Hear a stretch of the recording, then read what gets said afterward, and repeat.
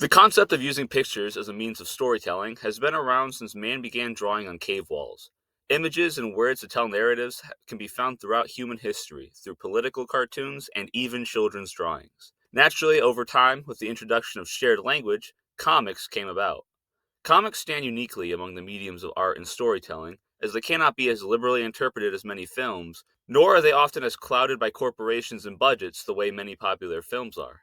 This lack of interference combined with a cheap and simple production allows comics to often be the truest representation of the common man's psyche. And nowhere is this sentiment truer than with American superhero comic books. Throughout the post industrial era of the United States, superhero comics have provided a thorough insight into the ideals, values, and thoughts of the common man, to give the most accurate and entertaining window into the past.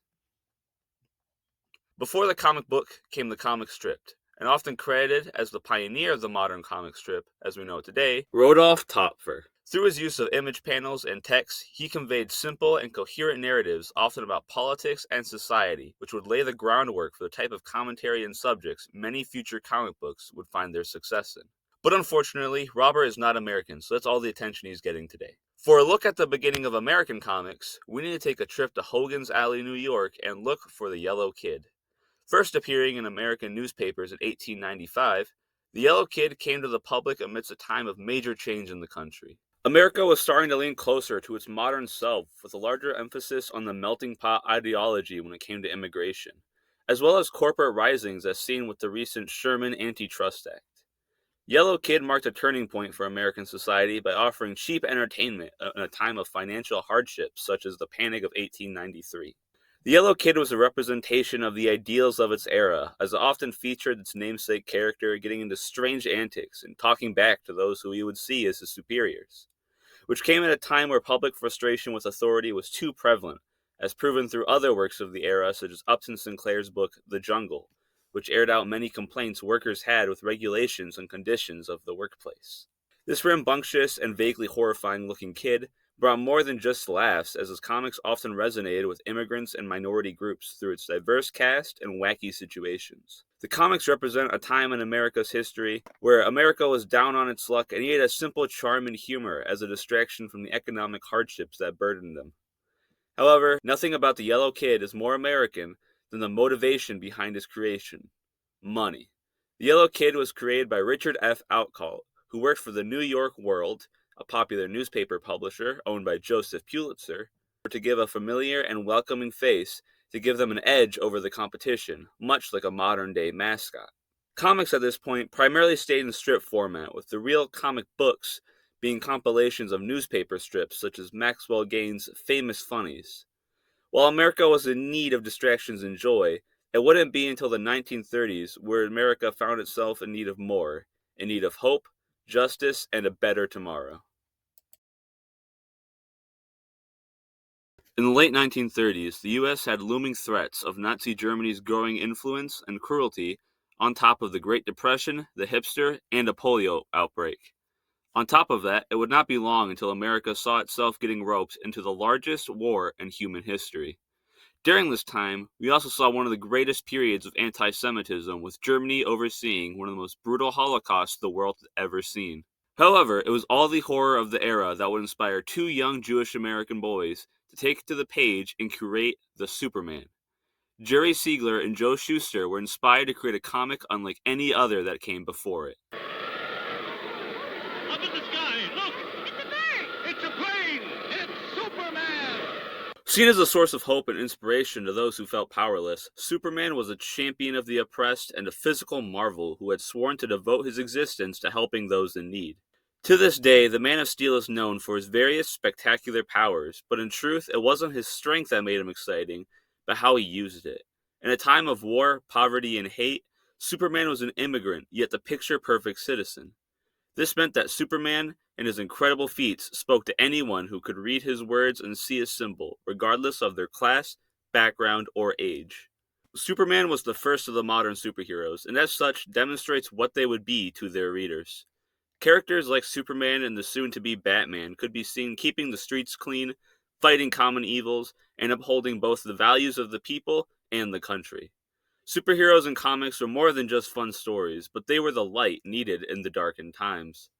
Superheroes as a genre were catapulted to new heights thanks to the Second World War, as we see many comics of the time showing Adolf Hitler as a common supervillain and superheroes encouraging the military's efforts. At the dawn of DC Comics, we see characters like Superman and Batman campaigning the heart and soul of American citizens as they fought evil both overseas and in our own cities. While the boys were fighting for truth and justice wherever they went, one heroine showed off another use for comic book heroes. Diana of Themyscira, aka the Wonder Woman, was an outlet for social criticism and change during the era. Coming only 20 years after the passing of the 19th Amendment, the role of women in the United States was heavily undervalued. You know, they say a woman's place is in the home, and I suppose as long as she's in the home, she might as well be in the kitchen.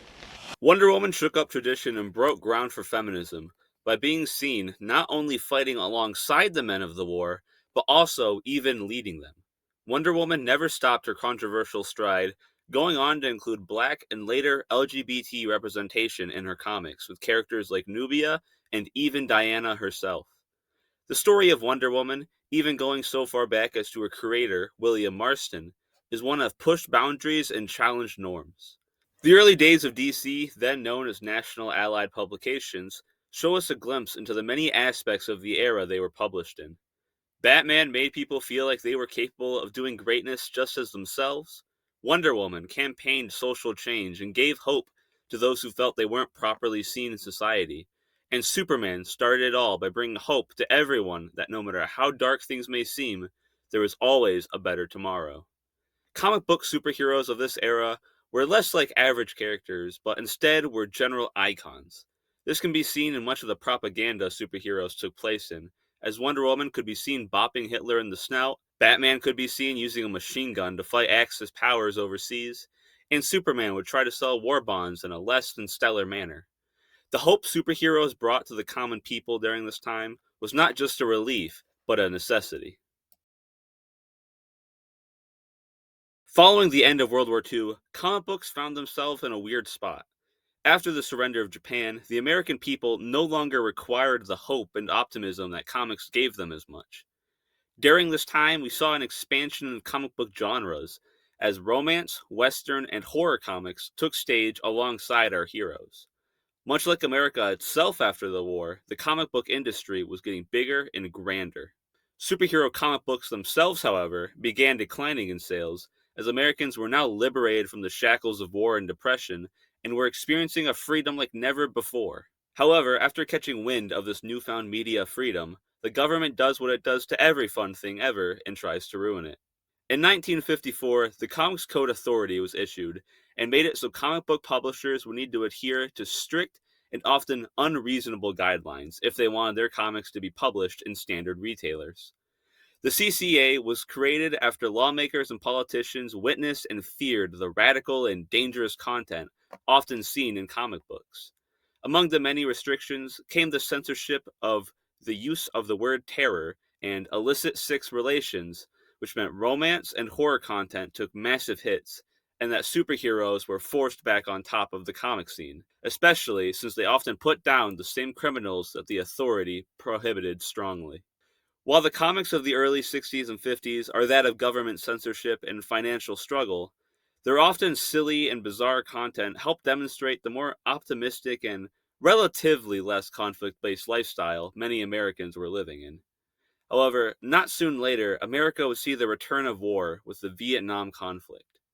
With the return of war, one would assume comics would return to their former glory, but the Vietnam War didn't bring on the same patriotism that the previous World War had. The Vietnam War is a majorly controversial one, as seen by draft burnings and mass protests. Americans were very resistant to this war, and as such weren't looking for the same wartime heroics that astonished them a decade prior. The Vietnam War and the Comics Code Authority showcased an American populace that felt perhaps the government was overstepping its boundaries, which led to a new, more rebellious era of comic books. In the late 1960s, Marvel did the unthinkable by sidestepping the Comics Code Authority and appealing to those often neglected in American society. During the time of Brown v. Board of Education, the Civil Rights Act, Martin Luther King Jr., and the Special Olympics, Marvel injected previously unseen levels of diversity and inclusion into their comic books. With characters like Luke Cage, Shang-Chi, and Daredevil representing groups never much seen before in comic books, they reflect a much more diverse and now inclusive America.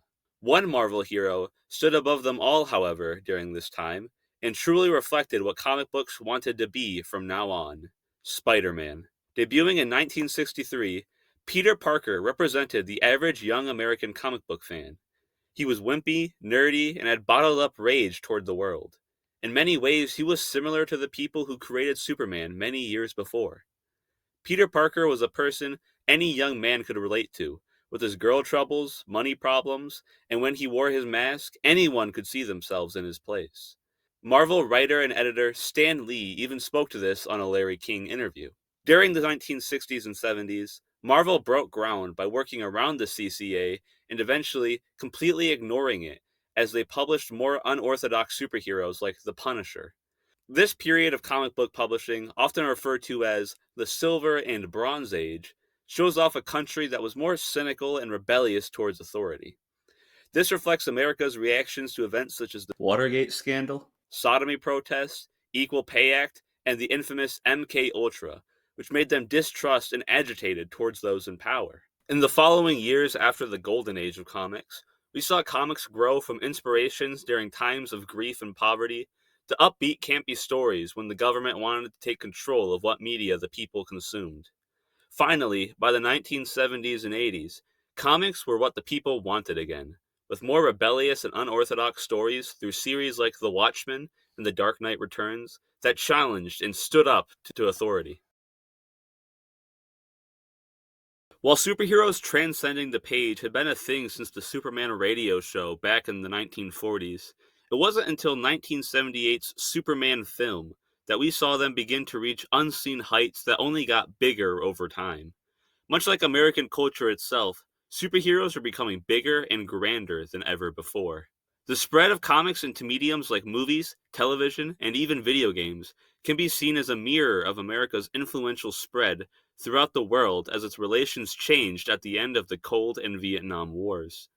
Just as well, by looking at media at the time, we see the beginnings of what would become the major consumerist lifestyle of the US, with brands and advertisements becoming just as recognizable as many of the iconic films and shows of the era.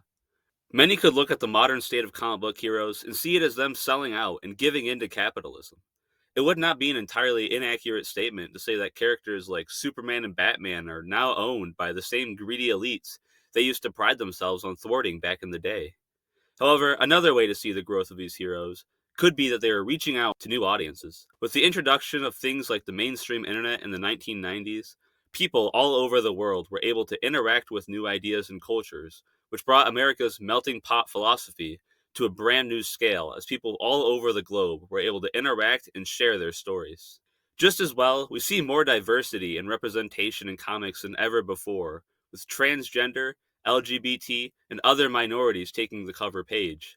Superheroes were no longer just meant for young American boys, and nowhere is this seen better than the recent changing of Superman's iconic slogan. Many could see this massive growth in the reach of comics and American culture as overstepping their boundaries and going places where they didn't need to go. However, when it comes to comics and superheroes, one could see this expansion as a necessary step to bringing truth, justice, and the better tomorrow to everyone.